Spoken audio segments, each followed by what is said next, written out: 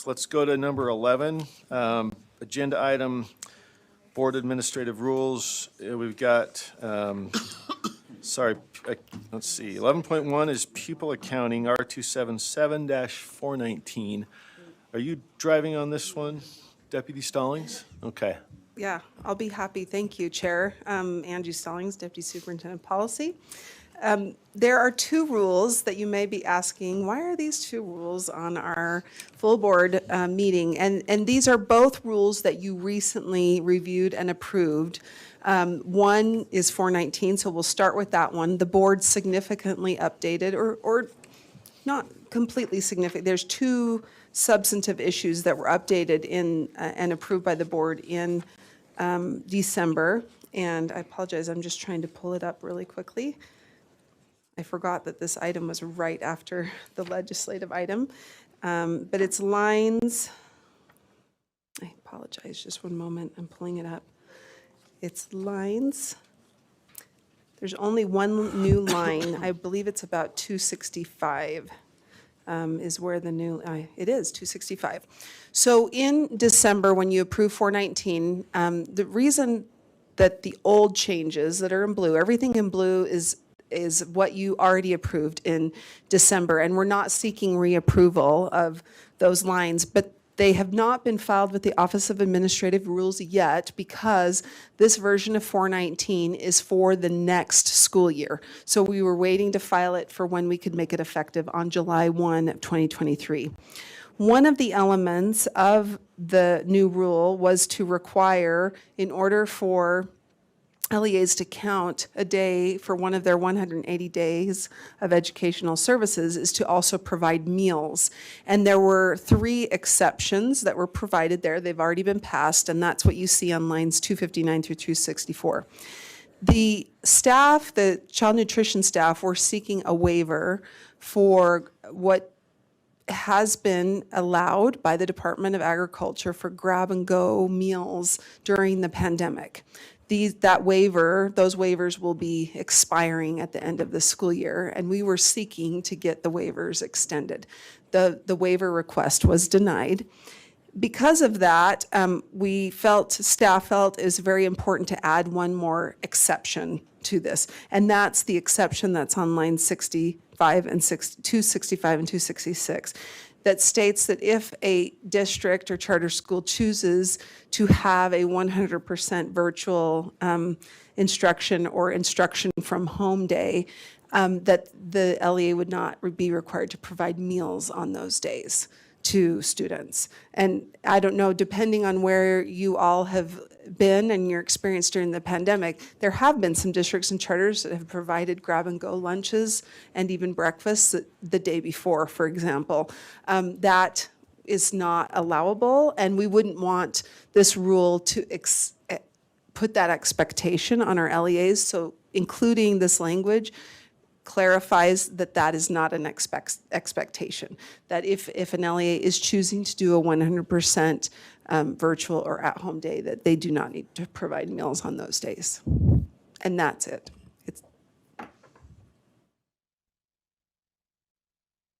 Any discussion or action on, sorry?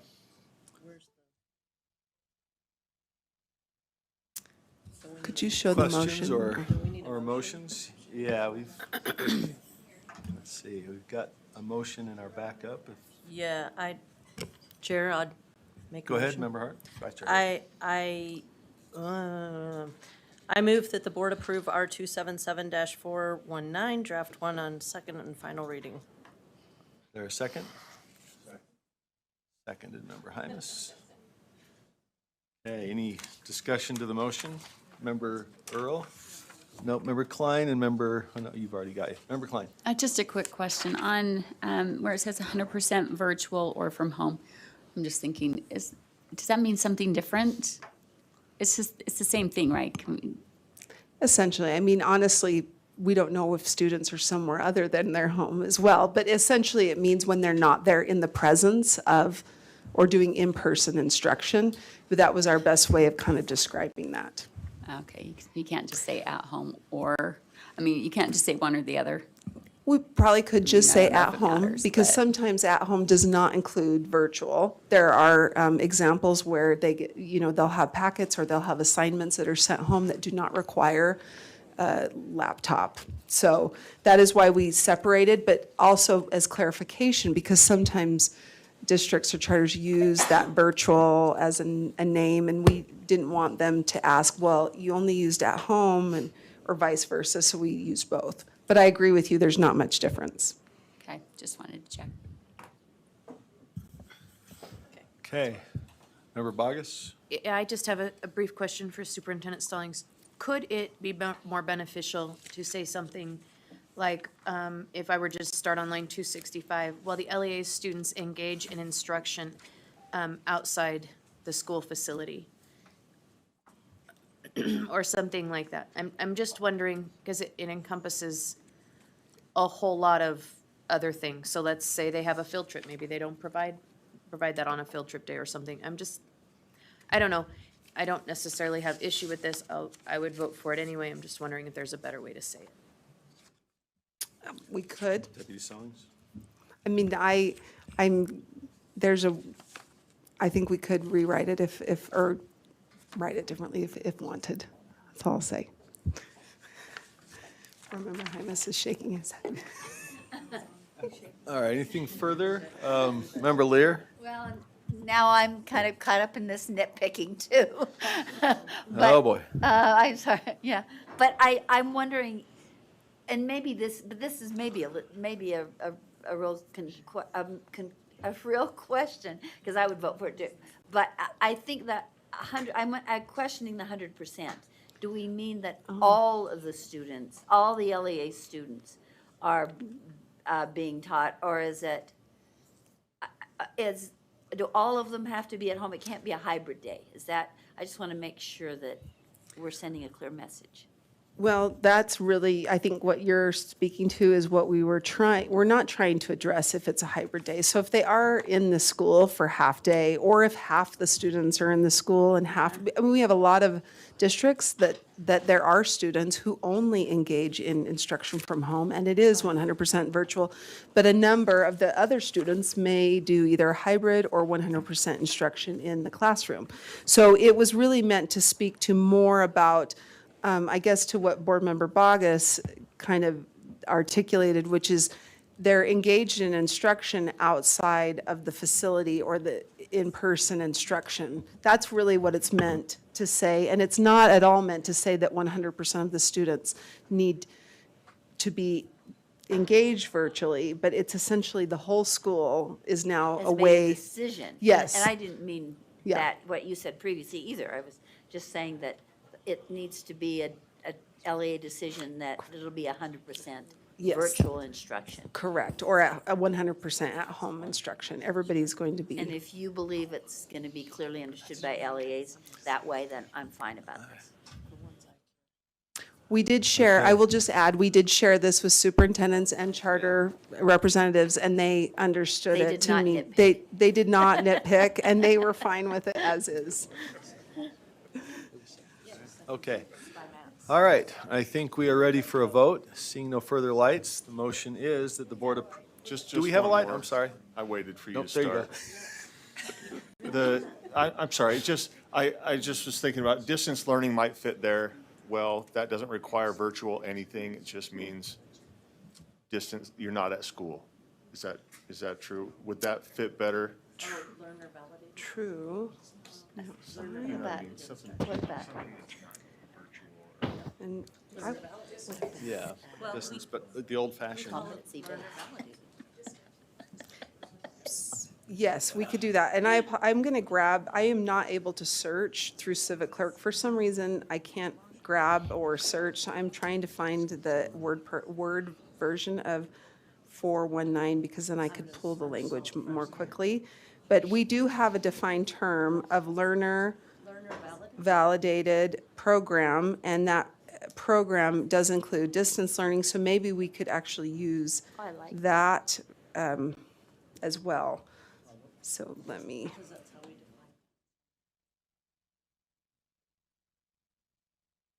Don't want to get into have fight with. Here we go. Just finding the version that Karen sent me yesterday.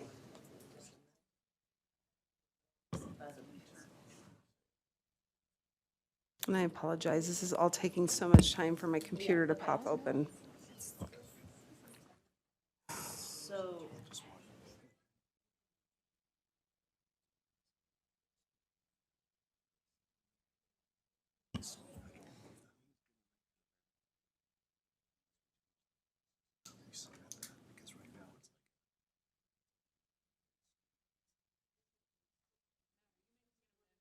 Okay. No, I think, I assume you're formulating an amendment. Is I that- believe it's just it's a non-substantive technical, because it's a definition that's used.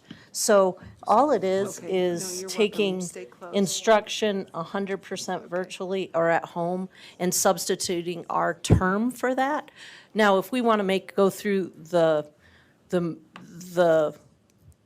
if we want to do that, we can, but ask it is our- a technical change. I've been consulting with. Let's ask the parliamentarian on the record here. Is this a substantive amendment that needs a motion? Is this just simply technical conforming language? You could, well, are you asking? We Sybil, go could ahead. bring an amendment. Not Are we necessarily, thinking? you've got seat validated. Can I make? Well, let's just see if we want to, we need a parliamentary ruling on whether this requires a motion, and then if so, let's see if we do have a motion. Okay, we're hearing that the best way is to make an amendment. Is there an amendment to add some language then? Can I make an amendment to my own motion? Sure, I think. So, your motion's on the floor to approve this, right? So an amendment's in order. I would like to propose an amendment that wait, where'd it go? Aren't we just, Deputy Stallings, aren't we substituting,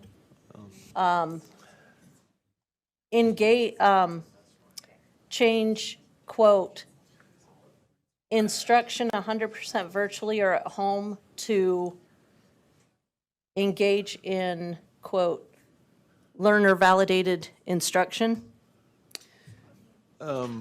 No, not every day is learner All validated. right, let's get a motion, an amendment, and then discussion of the motion. So we have a proposed amendment. Is there a second?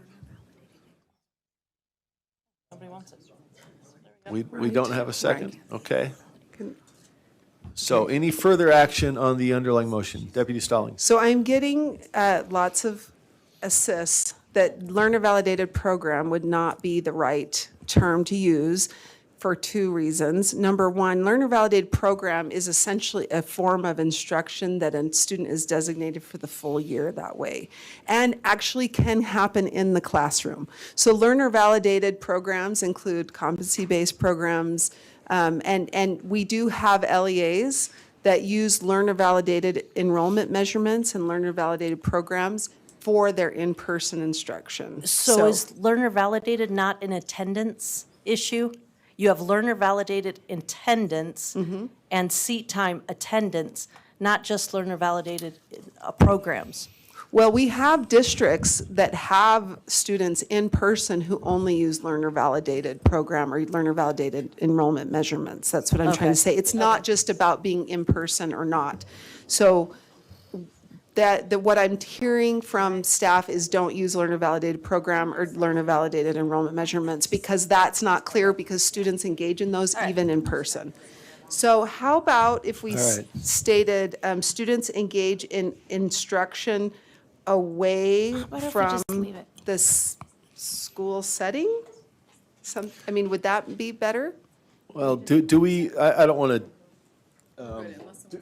If we have a specific, we have 100% virtually or from home, and I take it the question here is whether there's more clarity needed to define those situations in which this applies. Learner validated could apply in the classroom, so we're not looking at that. Is there something else that we need to propose to clarify the intent here of when this applies based on location of the student, or?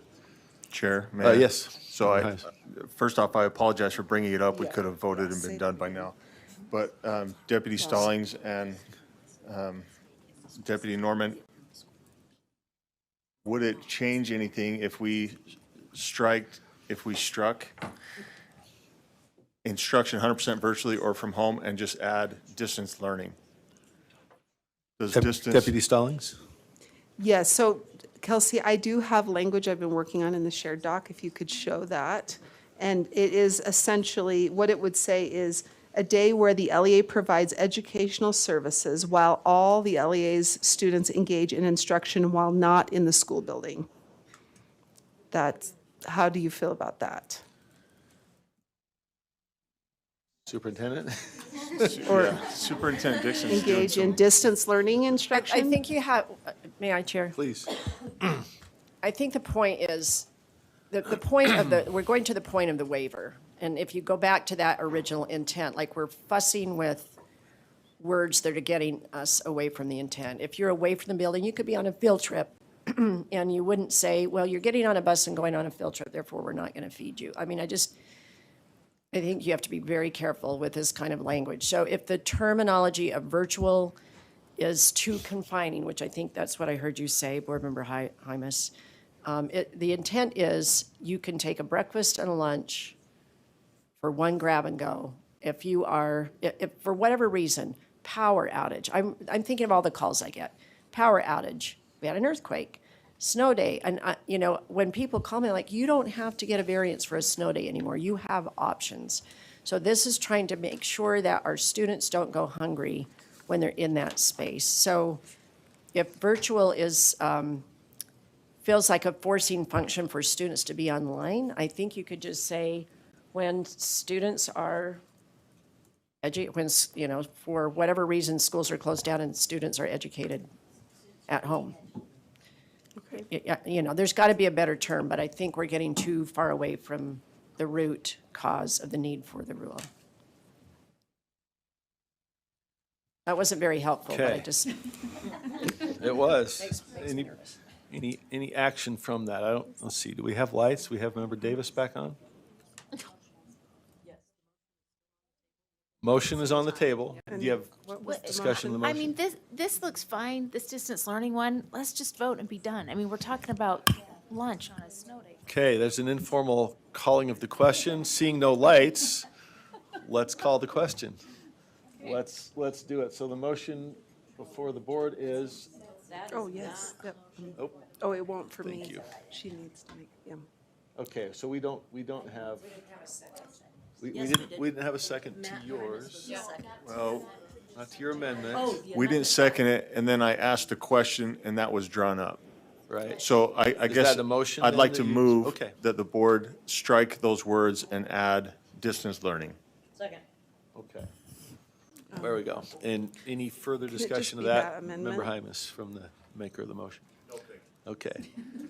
Seeing no lights, the motion is from Member Hymas that the board approves the following amendment to R 277-419, draft one. D, a day where the LEA provides educational services while all the LEA students engage in distance learning. So let's go back to the bottom. Member Wood. Member Straight. Member Reel.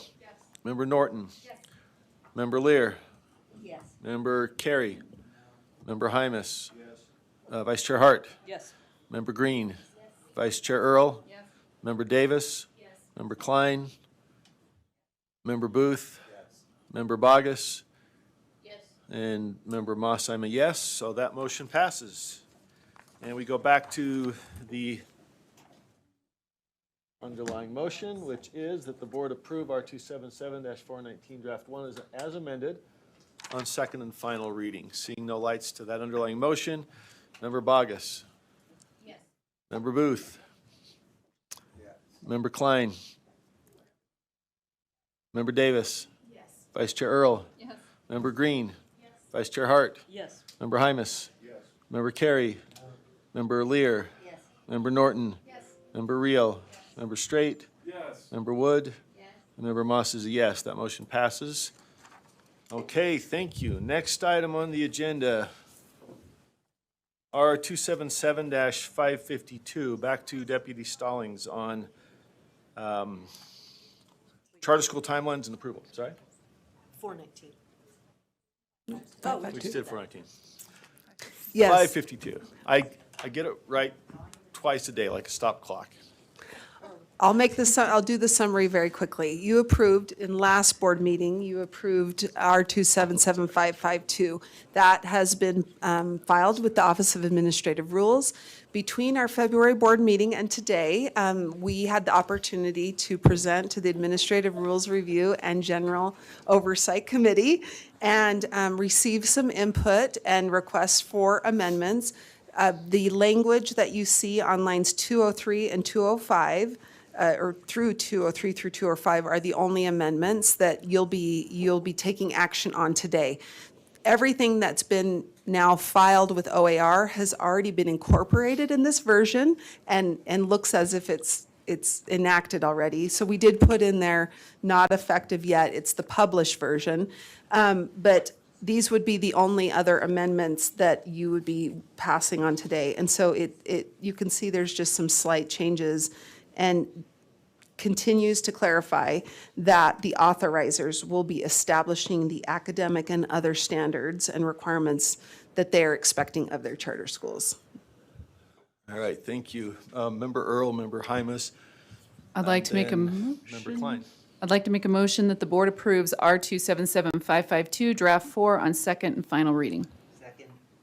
It's been moved and seconded. Any discussion of the motion, Member Earl? Yes, I think this clarifies what the concerns were that we were called before Rules Committee for.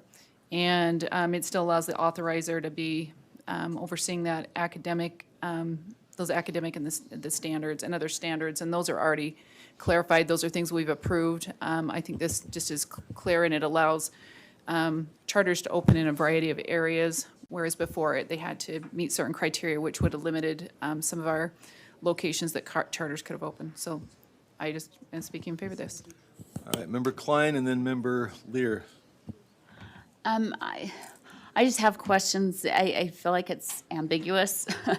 The chart, I think it needs some more clarification, and if we could come up with some language so that it's clear that it's the authorizers' academic standards, and clarify what other standards means, so that we're not opening it up for, if that's what the intent is, to say that the authorizer has to just be in alignment with their own standards, then we need to make that clear, because otherwise to me, it sounded like, I couldn't tell whose standards, the authorizers or USBE's, is are the charter schools. So if we can just add, I don't know where the language went. Did we go down? Did it just go down?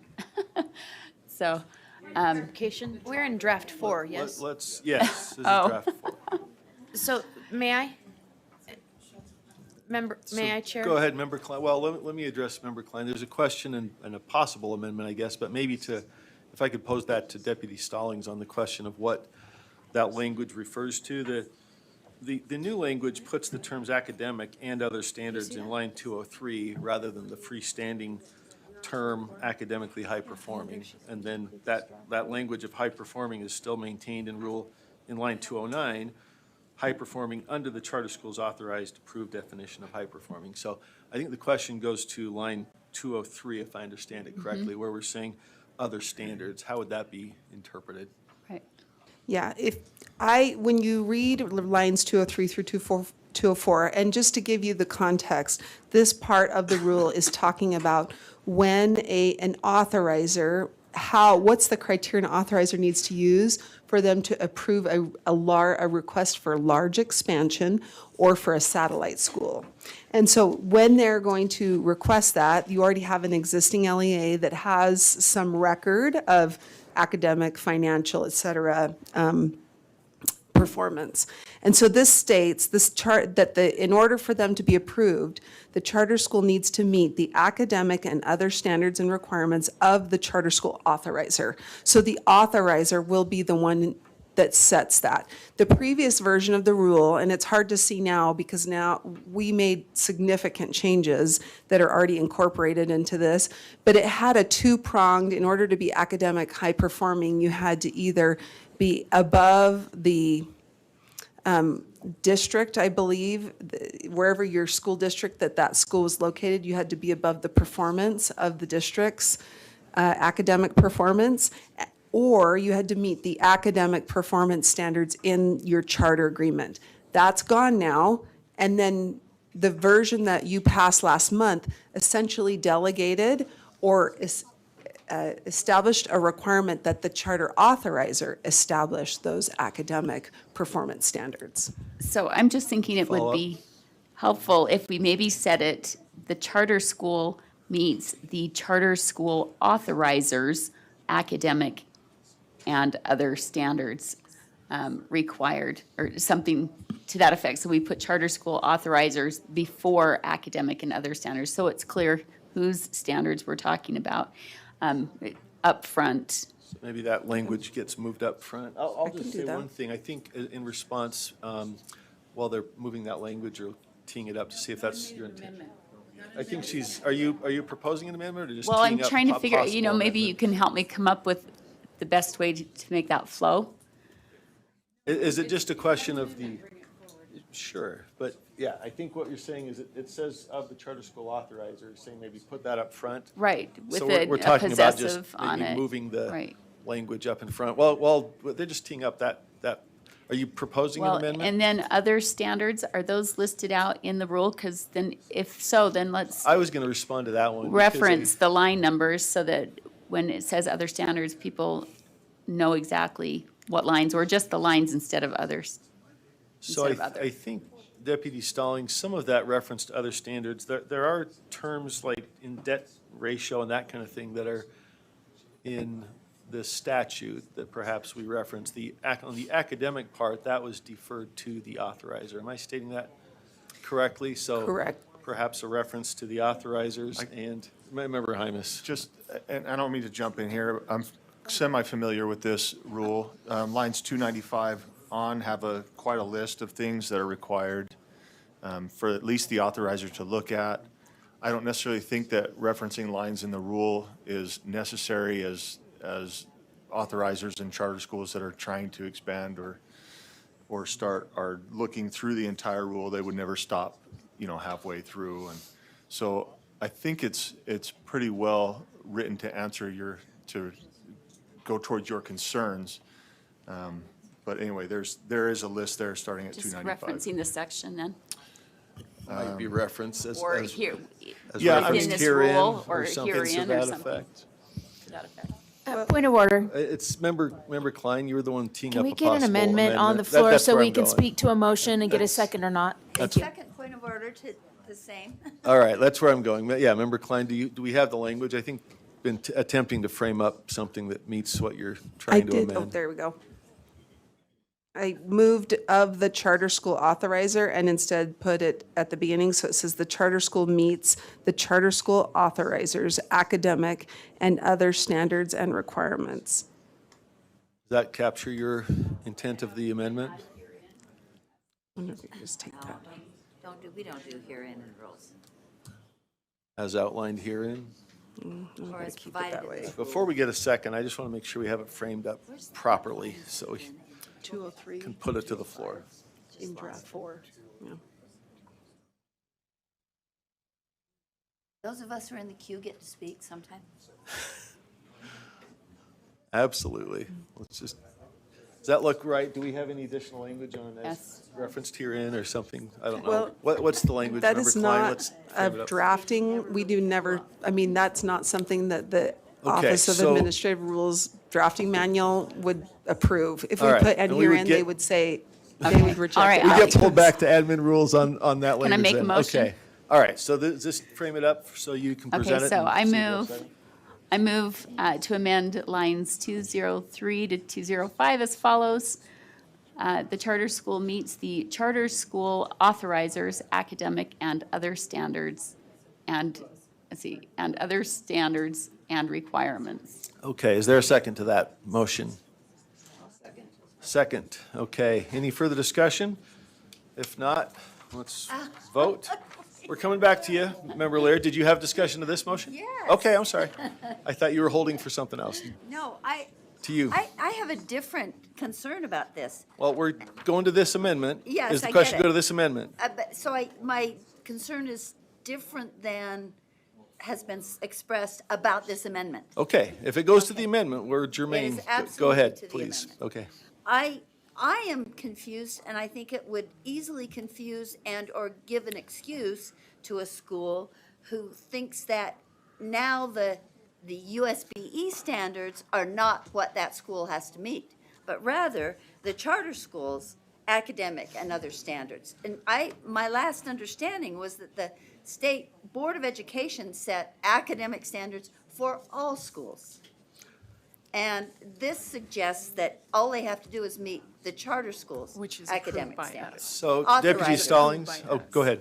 Yes, and Maybe turn Kelsey, that if you Deputy could go Stallings. back to the rule, the two lines just before 203 through 205 state that the charter school is in compliance with the requirements of federal, state law, regulations, and board rule. So if there are general academic standards for all schools, they would have to be in compliance with that first as well, before then you go to this. And you think that is clear enough to hold the school responsible? I would do anything to remove the scrutiny of the Administrative Rules Committee on this issue, on almost every other issue. So if this does it, then I can live with it, but I just don't want to give up the right that the board needs to have about academic standards for all schools, not just those that have one authorizer or have a different satellite holder or whatever.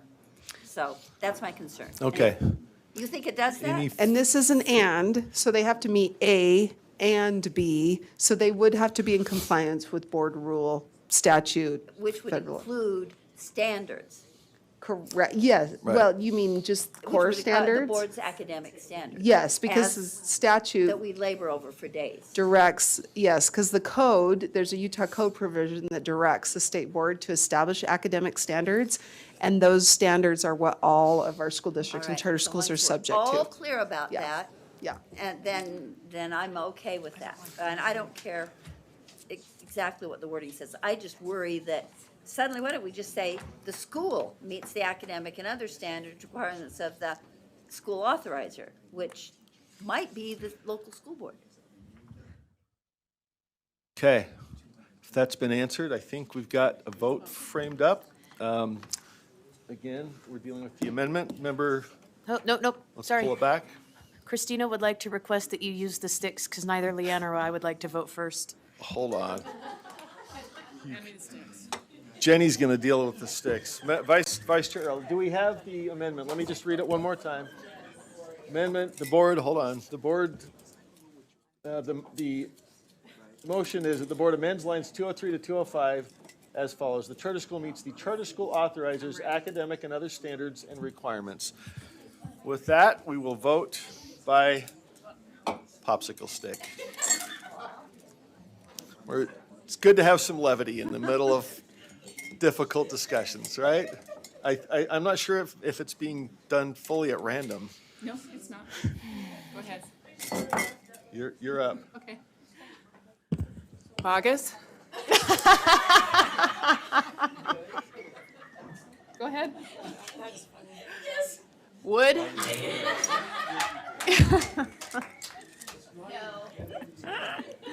That's hilarious. No. Davis? No. Klein? Rill? She stepped out. Booth? Norton? Carey? Moss? Yes. Lear?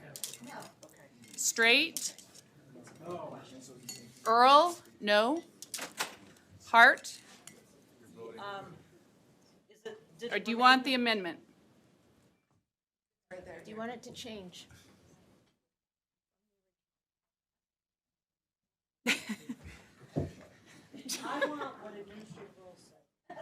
She's a no. Green? No. Hymus? All right. How did that turn out? Okay, that motion fails. Thank you. Let's go to back to the underlying motion. then is that the board approves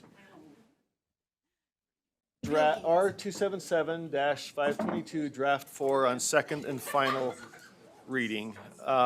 Seeing no lights, board members, please vote. Are we going to go back to the popsicle sticks? Okay. Yeah. All those in favor? Well, Well, we're I don't gonna- know what happened. You want a show of hands? We've had, all those in favor, show of hands? Aye. Just show of hands, please. There. Member Norton is a yes?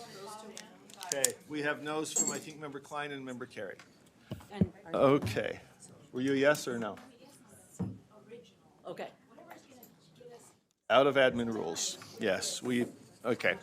Thank you, board members. All right.